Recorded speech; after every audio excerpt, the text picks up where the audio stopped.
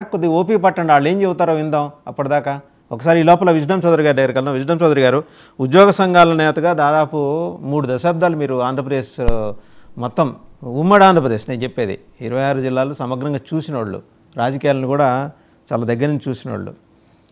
మీకేమనిపిస్తుంది ఈ లెక్కలు తర్వాత? ఇప్పుడు అవన్నీ అయిపోయినాయి, ఇంకేది ఇక దీని మీద వాదోపవాదాలు, మ్యాండేట్ వాస్ గివెన్, బాక్స్లో భద్రంగా ఉంది, అది ఎలా ఉండబోతున్నాయి? ముందుగా ప్యానల్ మెంబర్స్కి 99 వీక్షకులకి నా నమస్కారం. ఒకటేంటంటే ప్రజానాడి బ్యాలెట్ బాక్స్లో నిక్షిప్తమైపోయి ఉంది, అది ఎవరు మార్చలేము. అయితే ఇప్పుడు after pole post poll violence ఎవరు చేస్తారు? ఓటమి భయంతో ఉన్నవాళ్ళు చేస్తారు అనేది జనరల్గా నానుడి. సో ఇవాళ పోస్ట్ పోల్ వైలెన్స్ చేసింది ఎవరు?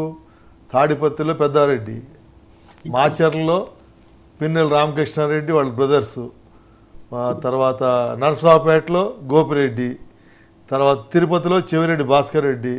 ఇట్లా ఈ లిస్ట్ అంతా తీస్తే చేసింది అన్ని దౌర్జన్యాలు వైసీపీని. ఒకటి ఇందాక మీరు అన్నారు, ఆ మేడం గారు అడిగినప్పుడు బీజేపీ అధ్యక్షులు లిస్ట్ ఇచ్చారు, లిస్ట్ ప్రకారం అన్నీ ఏం చేయలేదు, కొన్ని చేశారు తప్ప అన్నీ చేశారు. ఒక సీఎస్ తప్పితే అందరినీ మార్చారు. లేదు, చాలా ఉన్నాయి, చేయలేదు. ఒకటి. ఇంకొకటి ఏంటి, అసలు దోషే చీఫ్ సెక్రటరీ.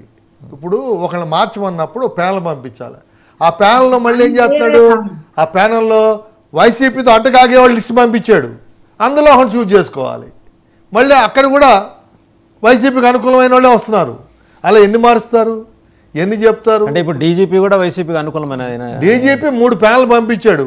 పంపించినప్పుడు ఆయన అనుకూలమైన వాళ్ళకి ఇవ్వాలా, అదర్ స్టేట్ వాళ్ళకి ఇచ్చారు. ఒక డీజీపీ మీద ఇప్పుడు నిన్న మాచర్ల టీడీపీ క్యాండిడేట్ మాట్లాడాడు. ఆయన ఏం చెప్తున్నాడు అక్కడ, ఈవెన్ లావు కృష్ణదేవరాయలు మాట్లాడారు. ఏం చెప్తున్నారు? మేము ఎస్పీకి ఐజీకి ఫోన్ చేస్తే పంపిస్తామంటారు, బలగాలు రావు, గంటనే రావు, 2 గంటలు రావు. ఎందుకు? పైన ఆఫీసర్స్ మార్చి కింద ఉన్న వాళ్ళంతా వాళ్ళు అంటకాగేవాళ్ళే ఉన్నారు.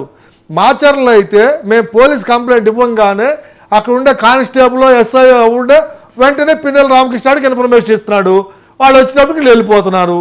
ఇది జరుగుతున్న వ్యవహారం అని చెప్పి ఆయన చాలా స్పష్టంగా చెప్పాడు. కాబట్టి ఆ వైలెన్స్ గురించి మనం ఎంత తక్కువ మాట్లాడితే అంత మంచిది. అది ఇప్పుడు మనం ఏదో సమర్థించుకోవడానికి విమర్శించడం కాదు, జరిగిన వాస్తవాలు అవి ఉన్నాయి. ఇవాళ చెవిరెడ్డి అదే ఇప్పుడు ఇవాళ అక్కడ ఏం చేశారు తిరుపతిలో, అతను ఎవరు టీడీపీ క్యాండిడేట్ నాని, పులవర్తి నాని మీద అంత దారుణంగా హత్యా ప్రయత్నం చేసి కారు సుత్తి తీశారు. మీరు ఏమన్నారు, చమ్మెట అన్నారు, అంటే సుత్తి, అది అంత పెద్ద దాన్ని తీసుకుని అద్దాలు బాగా కొట్టి సెక్యూరిటీ గార్డ్ని కొట్టి అతను గాల్లో ఫైర్ చేసే పరిస్థితి వచ్చి విజువల్స్ ఎంత క్లియర్ కనబడుతుంది. పోలీసు వచ్చి ఏం చేయడండి, మీ జర్నలిస్టుల మీద లాఠీ చార్జ్ చేస్తాడు, జర్నలిస్టులు షూట్ చేయొద్దు అంటాడు. ఎక్కడుంది లోపం? ఎస్పీ మారాడు, డిఎస్పీ మారాడు, ఇన్స్పెక్టర్లు మారారు, ఇంకా ఎస్ఐలు వాళ్ళే ఉన్నారు, వాళ్ళు ఇంకా అంటకాగుతూనే ఉన్నారు. ఇప్పుడు అంత ఒక మంచిని చంపే ప్రయత్నం చేసినప్పుడు కూడా అడ్డుకునే ప్రయత్నం చేయలేదే. విజువల్స్ వచ్చినాయి, విజువల్స్ రాని ఎన్ని ఉన్నాయి. ఇప్పుడు మాచర్లో హైదరాబాద్ నుంచి వెళ్ళారు ఆమె చెప్పింది, నిన్న ఓటు కూడా వెళ్ళలేదండి మా ఫ్యామిలీ. ఆమె వెళ్తే ఈ తల మీద ఎట్లా ఘాటు చూసారా మీరు, గొడ్డల ఘాటు, అంత అరాచకమా? ఎక్కడ పోతున్నాం మనం? ఆటవిక రాజ్యంలోకి పోతున్నామా?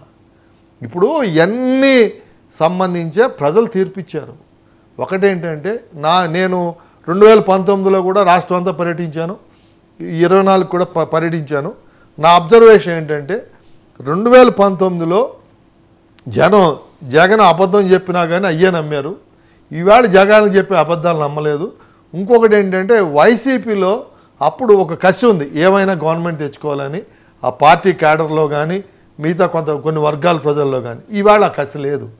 వాళ్ళు అసలు వైపీ పోతేనే బెటర్ అనే పరిస్థితిలో ఉన్నారు. ఎందుకంటే అక్కడ ఈ రాష్ట్రాన్ని ఏమో పెద్దిరెడ్డి రామచంద్రారెడ్డి, జగన్మోహన్ రెడ్డి కొంతమంది గుత్తేదారులు రాష్ట్రాన్ని దోచుకుంటే ఎమ్మెల్యేలు కాన్స్టిట్యున్సీ వరకు చేసుకుని, ఈవెన్ వైసీపీ సంబంధించి సర్పంచ్లు గెలిచిన వాళ్ళు నాకు తెలిసిన వాళ్ళు చాలామంది ఉన్నారు.